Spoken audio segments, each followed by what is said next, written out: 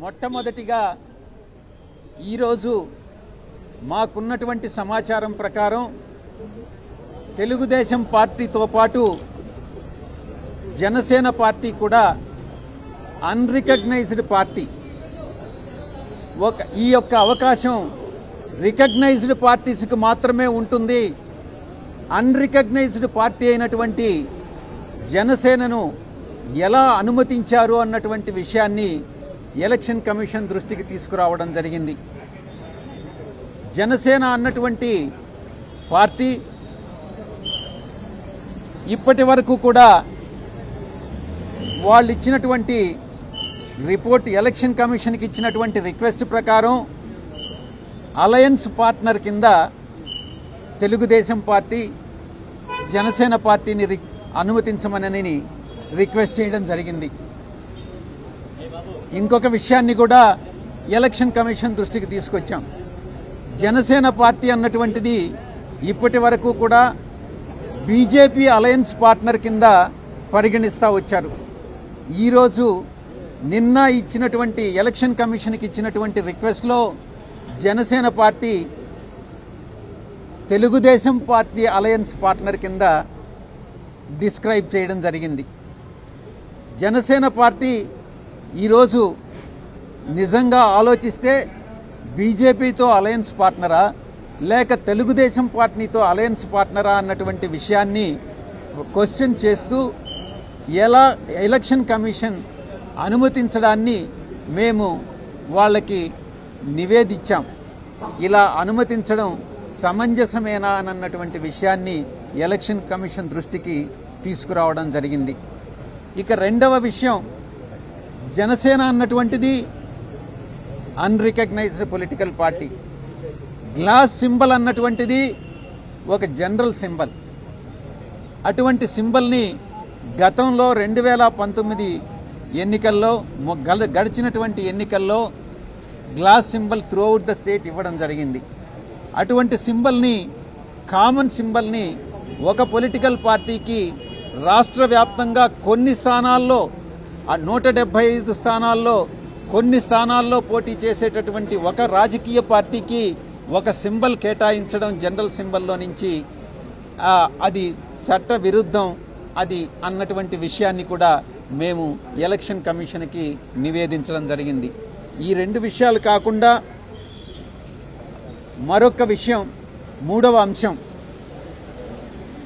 కోనేరు సురేష్ అనేటటువంటి వ్యక్తి, ఇతను తెలుగుదేశం పార్టీ ఎలక్టోరల్ సెల్లో ఏదో సమ్ పొజిషన్లో ఉన్నాడన్నమాట. ఇతను ఒక బల్క్ కంప్లైంట్ని, ఒక ఇంచుమించుగా 10 లక్షల పైచిలుకు ఓట్లన్నీ కూడా ఆంధ్ర రాష్ట్రంలో బోగస్ ఓట్లు అన్నటువంటి కంప్లైంట్ని chief electoral officer Andhra Pradesh, chief CEO of Andhra Pradesh కి కంప్లైంట్ ఇవ్వడం జరిగింది. మా యొక్క మొట్టమొదటి ప్రశ్న, CEO of Andhra Pradesh bulk complaint అనేటటువంటి దాన్ని యాక్సెప్ట్ చేయవచ్చా? యాక్సెప్ట్ చేయడం అన్నటువంటిది వైఎస్ఆర్ కాంగ్రెస్ పార్టీ తప్పుపడతా ఉంది.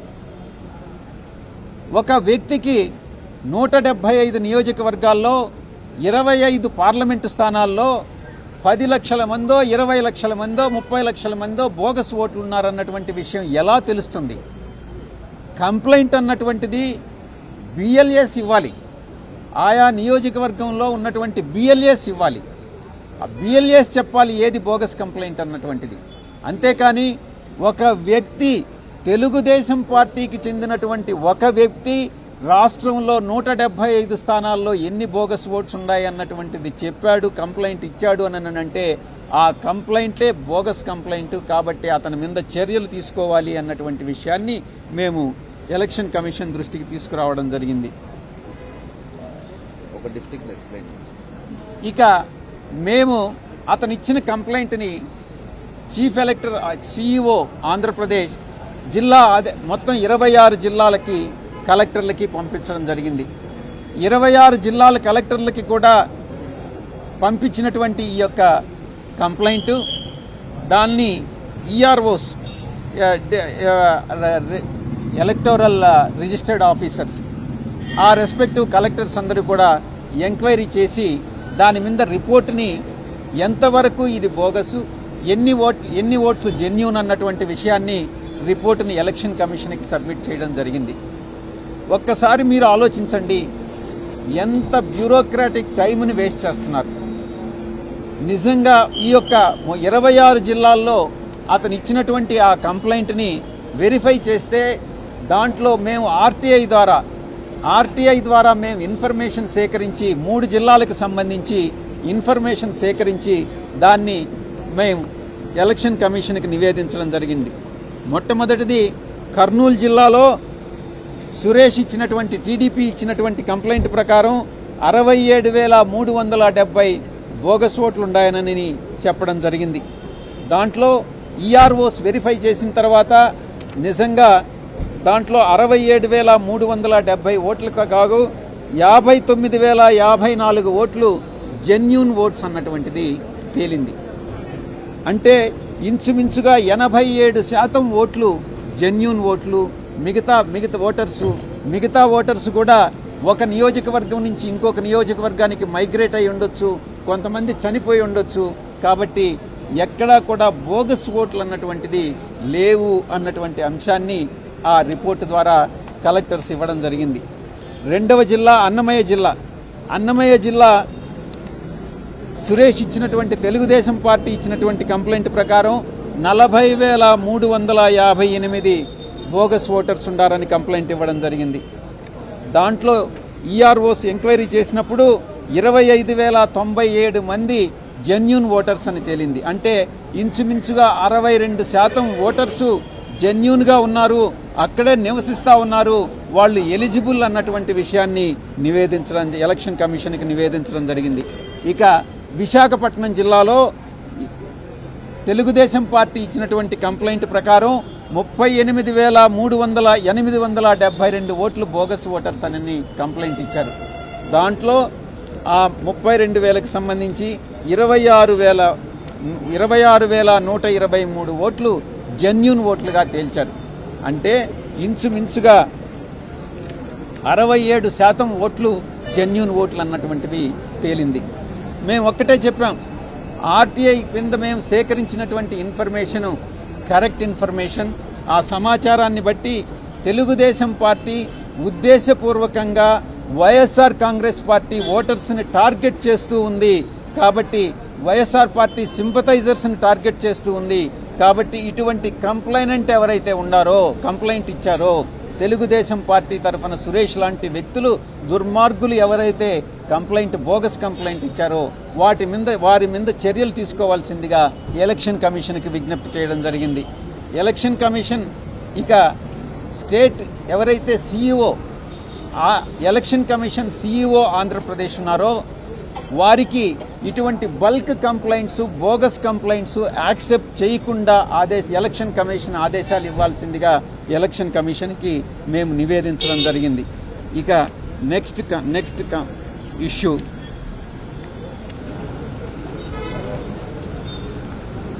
గతంలో 14 డిసెంబర్ 2023న మేము వైఎస్ఆర్ కాంగ్రెస్ పార్టీ ఎలక్షన్ కమిషన్ను కలిసి మేము ఒక నివేదిక ఇవ్వడం జరిగింది.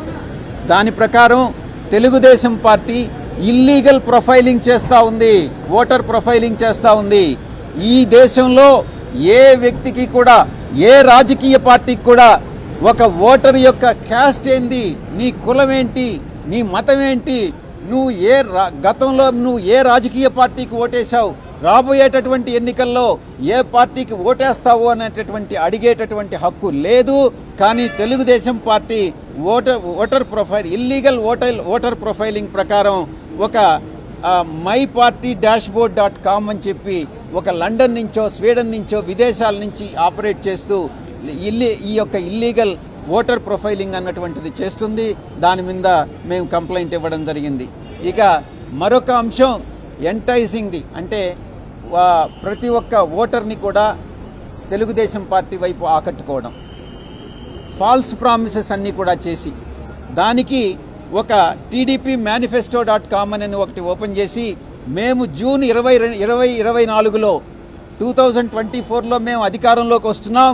మేము అధికారంలోకి వచ్చినట్లయితే మీకు రాబోయేటటువంటి 5 సంవత్సరాల కాలంలో మీకు ఇన్ని బెనిఫిట్స్ ఉంటాయి, మీకు ఒక్కొక్కరికి 10 లక్షలు ఉంటుంది, 20 లక్షలు ఉంటుంది, 25 లక్షలు ఉంటుంది అని ఒక బాండును కూడా దాంట్లో పొందుపరుస్తూ ఉన్నారు ఆన్లైన్లో.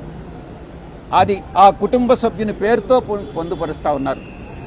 ఇది ఎంటైజింగ్ ది ఓటర్ అన్నటువంటిది చట్ట విరుద్ధము అన్నటువంటి విషయాన్ని section 170, 171B, 171C and 417, 419 Indian penal code కింద తెలుగుదేశం పార్టీ మీద చర్యలు తీసుకోవాల్సిందిగా ఎలక్షన్ కమిషన్కి విజ్ఞప్తి చేయడం జరిగింది. ఇక డూప్లికేట్ ఓట్స్, తెలంగాణలో ఎవరైతే ఓటర్లుగా నమోదు చేసుకున్నారో వారే ఇక్కడ కూడా ఆంధ్రాలో కూడా ఓటర్స్గా నమోదై ఉన్నటువంటి డూప్లికేట్ ఓట్స్ చాలామంది ఉన్నారు ఈరోజు. అటువంటి డూప్లికేట్ ఓట్స్ అన్ని కూడా ఒక వ్యక్తి section 17, 18 of peoples representation act ప్రకారం ఒక ఇండియన్ సిటిజన్ ఒక దగ్గరే ఎలక్టోరల్గా ఒక ఓటర్గా నమోదు చేసుకోవాలి. ఇటువంటి డూప్లికేట్ ఓట్స్ అన్ని కూడా రిమూవ్ చేయాల్సిందిగా ఎలక్షన్ కమిషన్కి విజ్ఞప్తి చేశాం. ఇక తెలంగాణలో ఒక ఎన్రోల్మెంట్ డ్రైవ్ అన్నటువంటిది తెలుగుదేశం పార్టీ చేపట్టింది. చాలా బోర్డులు ఉంటాయి, డిస్ప్లే చేస్తూ ఉంటారు. మీరందరూ రాండి, తెలంగాణలో ఎలక్షన్స్ అయిపోయినాయి, ఆంధ్రాలో ఎలక్షన్స్ జరుగుతాయి, ఇక్కడ ఉండేటటువంటి వాళ్ళందరూ కూడా ఆంధ్రాలో ఎన్రోల్ చేసుకోండి, ఓటర్స్గా ఎన్రోల్ చేసుకోండి అని చాలా డిస్ప్లే బోర్డ్స్, షాప్స్ అన్నీ కూడా ఓపెన్ చేయడం జరిగింది. ఇది చట్ట విరుద్ధం. ఒక వ్యక్తి ఒక దగ్గరే ఉండాలి. ఒకవేళ అలా చేయాలని అంటే తెలంగాణలో ఓటర్ లిస్టులో నుంచి డిలీట్ చేసిన తర్వాతనే ఆంధ్రాలో ఓటర్గా నమోదు చేసుకోవాలి. ఇలాంటి చర్యల్ని అరికట్టమని చెప్పి మేము ఎలక్షన్ కమిషన్కి విజ్ఞప్తి చేశాం. ఇక ఆఖరి అంశం, చాలా ముఖ్యమైనటువంటి అంశం,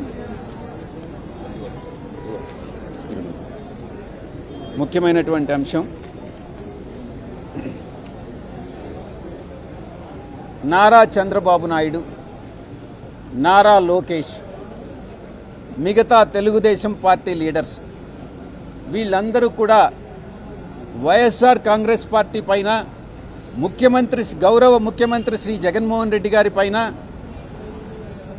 అసభ్యకరమైనటువంటి పదజాలం వాడుతూ, అది యువగళం పేరుతో నారా లోకేష్ చేస్తున్నటువంటి పాదయాత్ర కావచ్చు, చంద్రబాబు నాయుడు పెట్టేటటువంటి సభలు కావచ్చు, ప్రతి దగ్గర కూడా అసభ్యకరమైనటువంటి పదజాలాన్ని వాడడం మేము ఎలక్షన్ కమిషన్ దృష్టికి తీసుకొచ్చాం.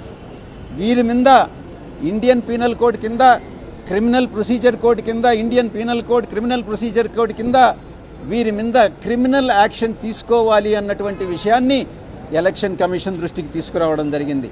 ఇంకొక విషయం, నారా లోకేష్ ప్రతి దగ్గర కూడా ఎక్కడ పబ్లిక్ని అడ్రస్ చేసినా నేను ఒక ఎర్ర బుక్, ఆ బుక్ ఇదిగో ఎర్ర బుక్, నేను ఈ రెడ్ బుక్ ఉంది, ఈ రెడ్ బుక్లో ఎవరైతే అధికారులు వైఎస్ఆర్ కాంగ్రెస్ పార్టీకి పనిచేస్తారో, నిజానికి ఏ పొలిటికల్ పార్టీకి అధికారులు పనిచేయరు. అధికారులు ఎప్పుడు కూడా బ్యాలెన్స్డ్గానే ఉంటారు.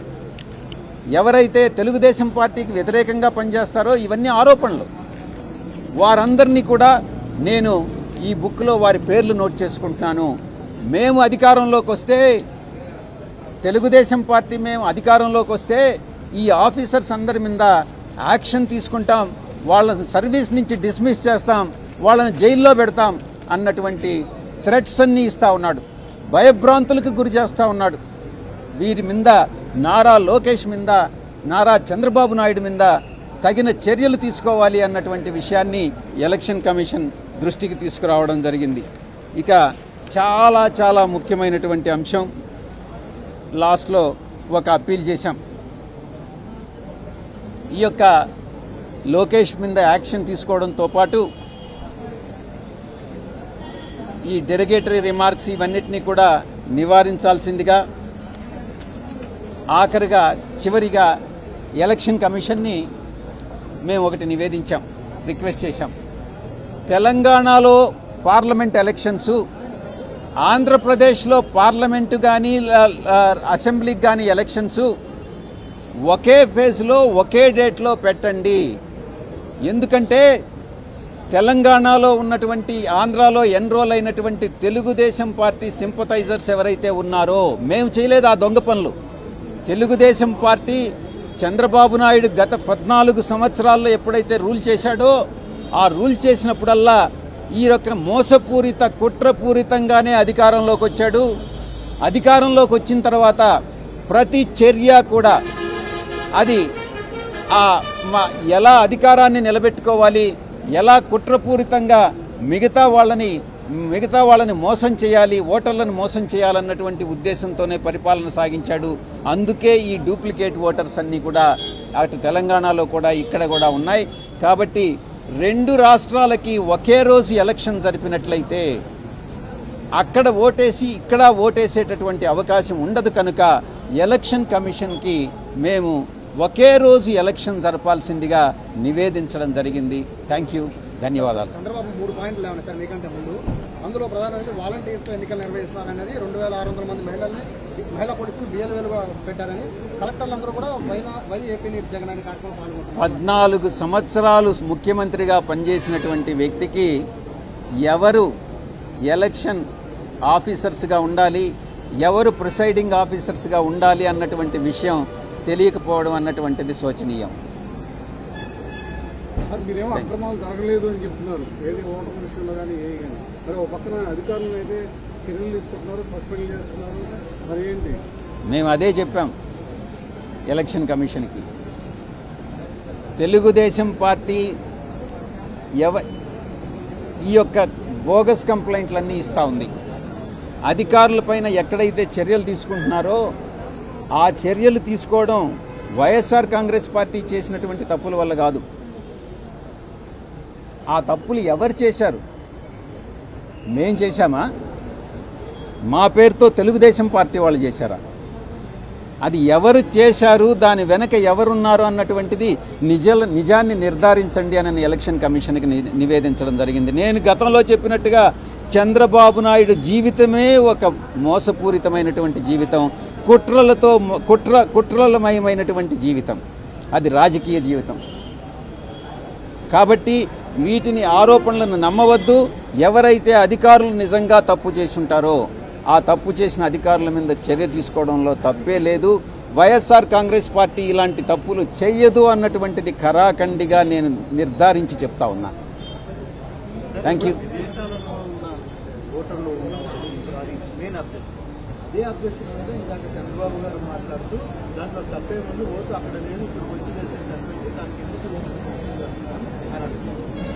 అక్కడ నుంచి నిజంగా ఇక్కడికి వచ్చి వేస్తే తప్పేం లేదు.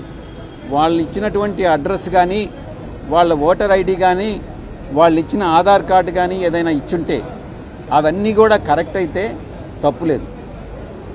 అవి బోగస్ అయితేనే తప్పు. తెలంగాణలో ఓటు ఉండి ఇక్కడ కూడా ఓటు ఉండడం తప్పు. సార్, మీరు గంపగుర్తుగా ఓట్లన్నీ కూడా తొలగిస్తున్నారనేది ప్రధాన ఆరోపణ. ఎందుకంటే పక్క రాష్ట్రాల్లో ఎవరైనా ఉద్యోగాలు చేసుకోవడానికి వెళ్ళినా ఓట్లు కూడా తొలగించే పరిస్థితి. గంపగుత్తగా కంప్లైంట్లు ఇస్తున్నారు. మీరు మీ యొక్క క్వశ్చన్ని మీరు రెక్టిఫై చేసుకోండి. మీరు అడిగే ప్రశ్న చాలా కరెక్ట్గా అడగాలి. గంపగుప్తగా కంప్లైంట్లు ఇస్తున్నారు. ఇప్పుడు మీరున్నారు, మీ పేరేంటి?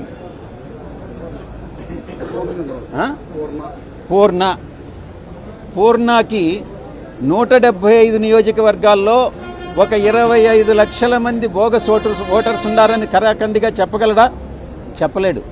కానీ తెలుగుదేశం పార్టీ ఎలక్టోరల్ సెల్లో ఉన్నటువంటి కోనేరు సురేషు, చంద్రబాబు నాయుడు, లోకేష్ ప్రోద్బలంతో ఈ విషయాన్ని చెప్తున్నాడు. దాన్ని మేము తప్పుపడుతున్నాం.